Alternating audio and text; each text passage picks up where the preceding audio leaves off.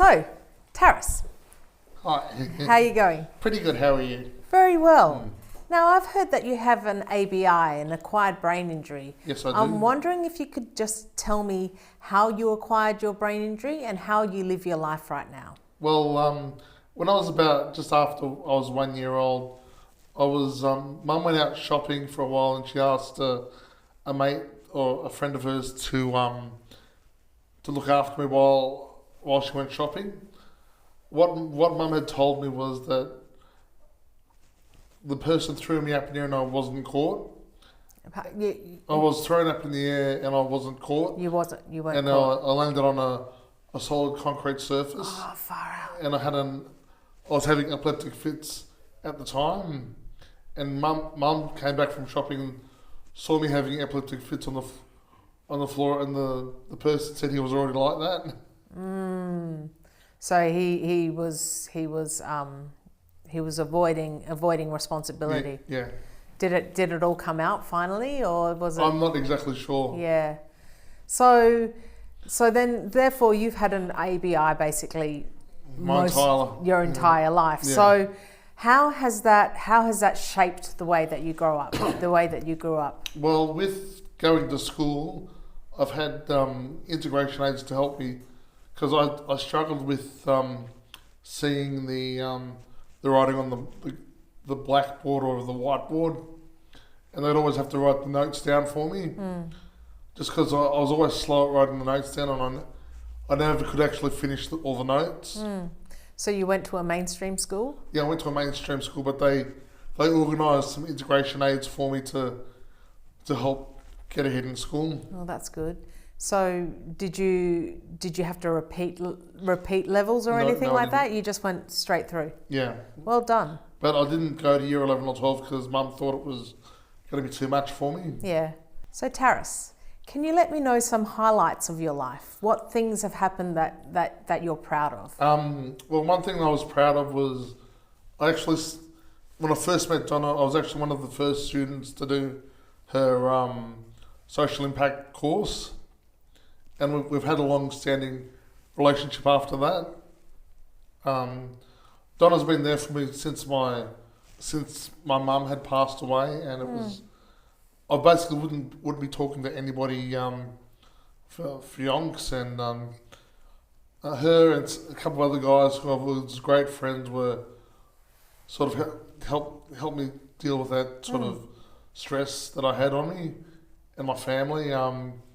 Not only that, I've done a couple of I've written songs with a group called Wild at Heart, where we have like concerts every sort of end of term. Yes. I started in 2013 and I finished 2014. Yeah, wonderful. We actually interviewed Phil Hoitzenroder last year. I actually know him, so yeah, same here. He's such a source of strength for people, and he's a wonderful person. But the great thing, what he has, the group that he has on Wednesdays, these are basically people that are having drug addictions and all that, but to get their feelings or people, they sort of do a song that about their feelings. Mm-hmm. Yeah. Oh, so it's a way of helping them get in touch with their hearts, really, isn't it? So you don't seem to me like somebody who has trouble getting in touch with your heart, though. I'm not too sure. I think you come through as a very compassionate person. Yeah. Yeah.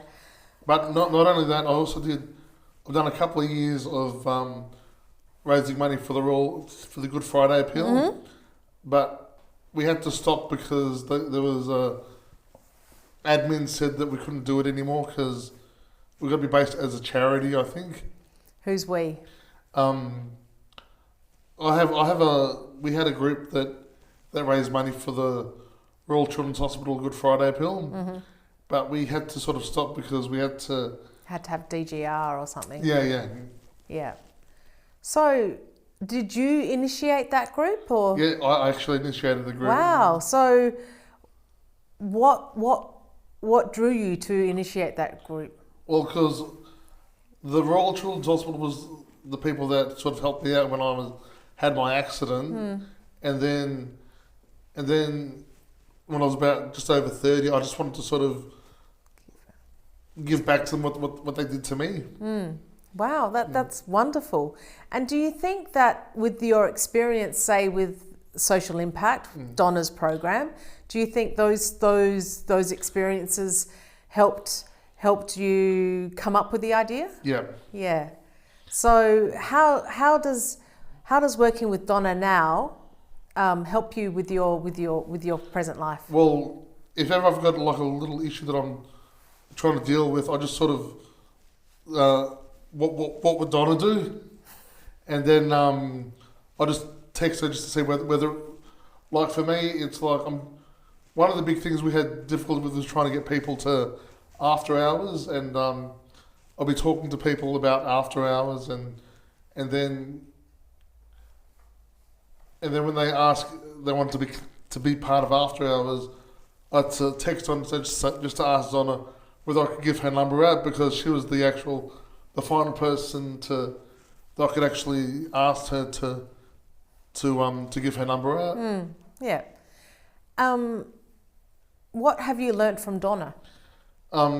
Basically just take it step by step, and don't rush anything, because there's a whole world out there, but you can pass it up quite easily. Do you see the value in those things? Yeah. Wow. So your mother passed. Yeah. Do you have a father too? He passed earlier than that. So. Oh wow. So have you got siblings? I've got about 4 sisters that I know of. Wow. But when I moved into the house that I'm at now, my older sister Tracy told the house staff that I've got about 9 siblings all up. And have you met them all? Not all of them. Wow. Mm-hmm. Interesting. So you live in supported accommodation? Yes, I do. Do you share with other people? Yes, I do. How many people do you share with? I share with about another 5 people. How many bedrooms are in this place? 6. There's about 7 bedrooms, but the 7th bedroom is an office. So has it been built specifically for the purpose that it does? No, because the way that we got the house was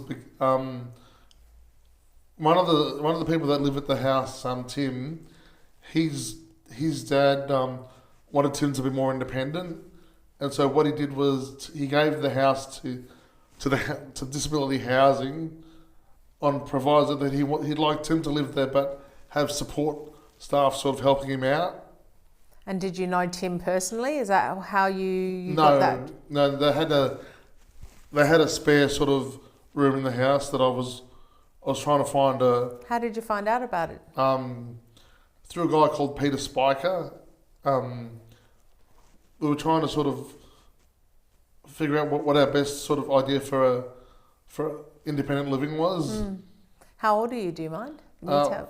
45 now, but 46 in July. I'd like to ask you more about your living situation. Are you happy there? Are you happy living in supported? There are times when I'm not really happy, and there are times where you're just trying to have your own sort of quiet space. Yeah. But it's really quite difficult sometimes. So I can't imagine all the bedrooms being the same size. No. Is your room big or is your room? It's hard for me to say. So. Yeah. Well, in comparison to the other rooms. It feels really quite small. Yeah. Because I've got a double queen bed. Wow. Yeah. That's in the bedroom. Plus I've got drawers and a TV on top. So. Yeah. Supported living. So, do you think that guy Tim, whose house it actually belongs to, do you think he's happy? Yes. So he's happy with it. Does he have an ABI too? No, he's got he's got a cochlear implant. So okay, so he's deaf. Yeah, but there are times when he just doesn't want to have have his hearing aid on because he's sort of overstimulated, and he'll just sort of be on his iPad just to calm himself down. Yeah, yeah. It's kind of like a form of stimming in a way, isn't it? You want to tell me about what you do with Valid? Well, we go with the valid staff to check the houses that are under the like under scope, life without barriers. But we sort of check whether we have a survey we give to the clients, and it's sort of if the staff sort of are listening to their choices. And so you sit with the clients as they fill it out? Yeah. It's all on computer, so. But do you think having you there gives them a sense of ease? Yeah, because it's a person with a disability that would sort of understand what they're going through. Yes, of course. So, and I heard that you do something on Friday nights too. Well, Friday during the day, Friday. I go to a place called Kevin Hines Grow, which is it's a form of therapeutic horticulture to sort of help with your anxiety and stress. Great. So you're getting your hands in the dirt. You're earthing yourself. That's wonderful. So I love. My passion is to growing vegetables, and I sell. I've given Donna a couple of veggies as well.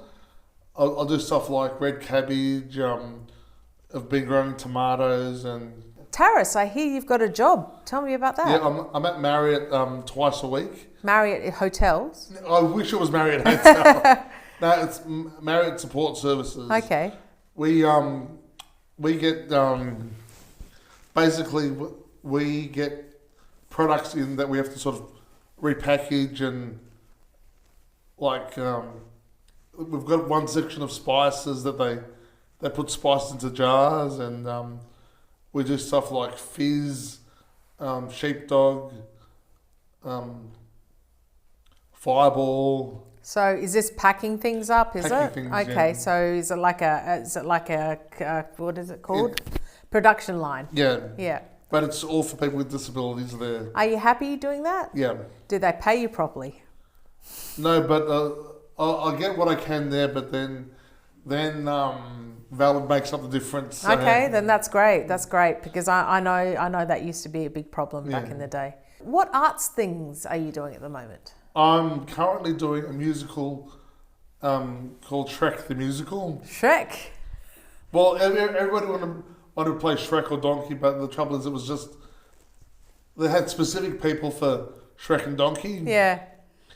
But I'm actually playing the guard there. The guard. Yeah. Okay, so have you got a guard outfit? I've got no idea yet. So you've been rehearsing.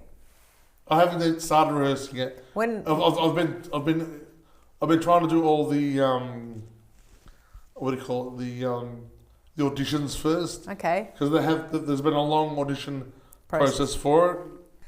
Excellent. Okay, so thanks, Tarus, for coming and talking to us. Thank you.